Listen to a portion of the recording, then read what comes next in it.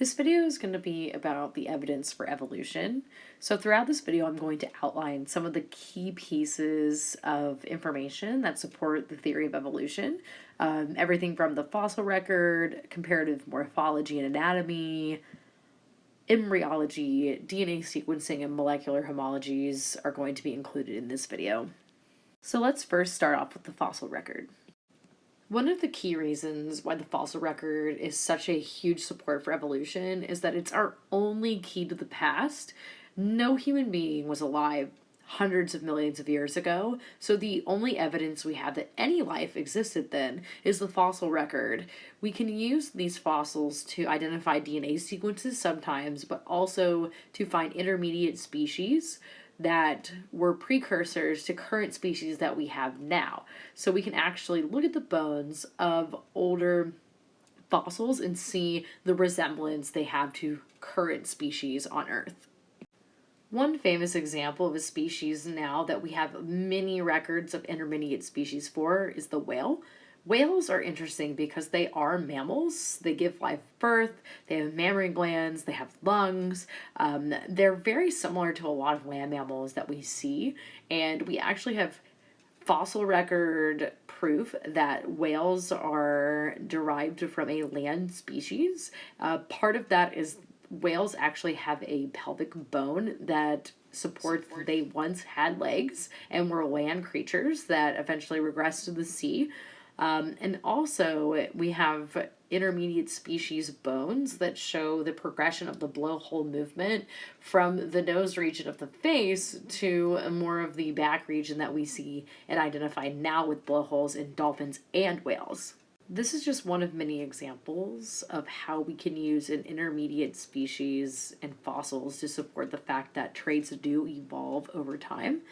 Given the nostrils did progress slowly over millions of years from the front of the face to almost the top of the head of whales, that supports that evolution has occurred and species do change over long periods of time. One of the things about the fossil record that I haven't talked about in this video is carbon dating. I'm actually going to create an entire separate video on that. Carbon dating is how we actually date fossils and see how old they are based on the half-lives of the carbon that are present in the sample. I'll teach you how to calculate that. It's not that hard in a different video. So for now, we're going to move on to the next piece of evidence, which is morphology. The next piece of evidence is going to be morphology. Morphology is when we compare similarities and differences between species based on their physical traits and behavior. Morphology can be a little tricky because sometimes species can look extremely different from one another yet share a common ancestor, and then on the other hand, some species look very similar yet they share a distant common ancestor. So the first type of morphology I'm going to talk about is homologous structures. Homologous structures are structures between species that have a very similar underlying structure, yet different functions, and this indicates a common ancestor. For example, the human arm, whale fin, and cat paw all have very similar bone structure. However, obviously the human arm has very different function than a whale fin. We use our hands to write, we use them to grab things, use tools, whereas whales use them to stay afloat, swim efficiently through the ocean. They're not used to really grab things. So even if you look at a whale fin and a cat paw and a human hand through an x-ray, you're going to see very similar bone structures that have over time resulted in extremely different functions. However, this homology does indicate that we human beings do share a common ancestor with whales, cats, and bats actually, that all have this very similar bone structure in our arms. So now that we've talked about structures that do indicate that there's a common ancestor, what about misleading structures that seem like animals or plant species may be related, but yet they're not? And those are going to be due to something called convergent evolution.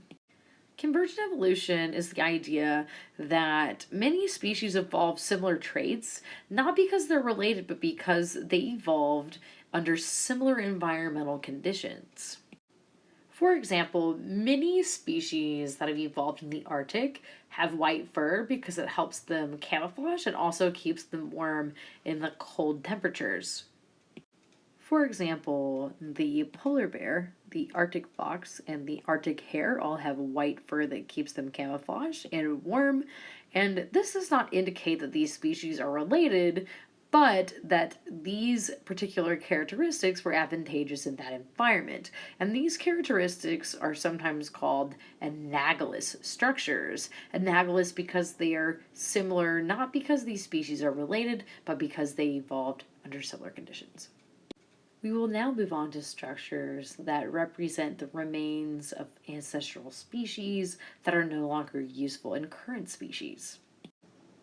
Vestigial structures are structures that once had a function in that species but no longer is used. So that is going to be something that we say is a loss of function over time. Sometimes species actually devolve certain traits.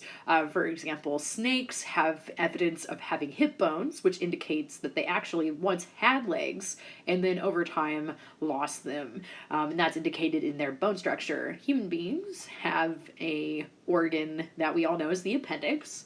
That was once used to aid in digestion, but is now no longer used at all. It's just a very small structure that is located in our digestive system. And there's other examples too, like we have tailbones but no tails. Human beings, some people can wiggle their ears, and that's the indication that we had muscles in our ears that were probably used to move our ears around, but we don't really use those anymore either. So vestigial structures provide evidence of evolution because it kind of shows that over time, if you're not using a particular organ or a particular aspect of your anatomy, that it can actually be lost over time through evolution. So next we'll move on to embryology. The next piece of evidence is embryology. Embryology is evidence for evolution because it shows that the embryos of various species look extremely similar early in development.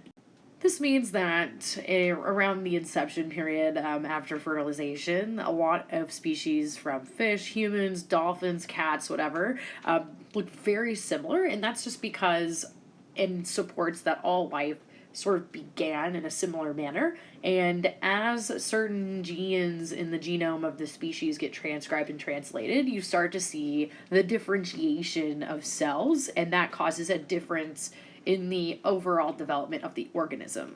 So this is why if you look at a human being in comparison to other species early in development, there's not a lot of differences there, but obviously as we develop and mature, we look way different than obviously like a fish or cats. So this is just evidence that early on, all life developed very similarly. The next is one of the most convincing pieces of evidence for evolution is going to be DNA sequencing. This is something that's actually relatively new in terms of evolutionary history, just because obviously DNA wasn't even discovered until the 1950s, and the ability to DNA sequence genomes of an organism, genomes being all of the chromosomes, all of the genes that a species has, is relatively new as well, and that technology was not really developed fully until computers. So DNA sequencing is when you compare the DNA sequences between organisms, and you can see the similarities. The more similar to organisms' DNA, the more similar they seem in appearance, and it's also a huge indicator that they share a common ancestor. For example, human beings share about 98.7% of our DNA with bonobos and other primates, indicating that we have a recent common ancestor. Many times on the AP exam, they'll give you charts that look like this, which can kind of be overwhelming at first. And a lot of times, these charts indicate the number of differences between species in terms of DNA or amino acid sequences that you're comparing. So, for example, if a question asked you, which of these species is the most related, you would kind of have to think, well, if this is showing us the number of differences between species, then the two species that are the most related are going to have the least number of differences. So in this example, it would be species F and G would be most related. And the most different species, or the species that are probably the least related, are going to have the most differences. So in this case, that's going to be a species A and G with 47 differences, or the highest number on the chart. We'll be revisiting these charts with phylogenetic trees, and that's going to be a totally separate video. So for now, I'm going to leave it here and move on to molecular homologies as our last piece of evidence for evolution. The last piece of evidence for evolution is molecular homologies, and these are going to be subcellular similarities that you're going to see between species. And this is a lot of times what scientists look to support the fact that all life came from one singular common ancestor, because even if you compared a bacteria to an animal cell, you would see some overlap even between the most different species on the planet. These similarities you see between bacteria and eukaryotes, like animals and plants and fungi, are considered highly conserved, meaning that they're traits that have been around since the origins of life itself. So, for example, bacteria and animal cells both have DNA. The only difference is bacteria have circular chromosomes and animals have linear chromosomes. Both species are going to have ribosomes that they use to build proteins, and bacteria have cell walls, which we don't share that with bacteria in terms of commonalities. However, plants, another class of eukaryotes, do. So that is another example of the similarity between eukaryotes and bacteria. Another similarity between bacteria and eukaryotes is that they can perform glycolysis, which is one of the most ancient metabolic pathways. Bacteria do not have mitochondria and yet can still perform this, which is an indicator that glycolysis predates the mitochondria itself. So that is an indicator that is very old, anciently conserved process. Another interesting thing too is that bacteria, much like animals, do use a concentration gradient of protons in between their cell membrane and their cell wall to produce more ATP and energy, whereas we use the mitochondria to compartmentalize those processes. So it's a little bit more controlled in eukaryotes, a little bit more advanced. However, all of those processes do have origins in the beginnings of metabolism itself. So that, in a nutshell, is all of the evidence for evolution that I'm going to outline for this video. However, there is a ton more evidence out there that you can research on your own time that supports that evolution is an undeniable theory in the field of biology.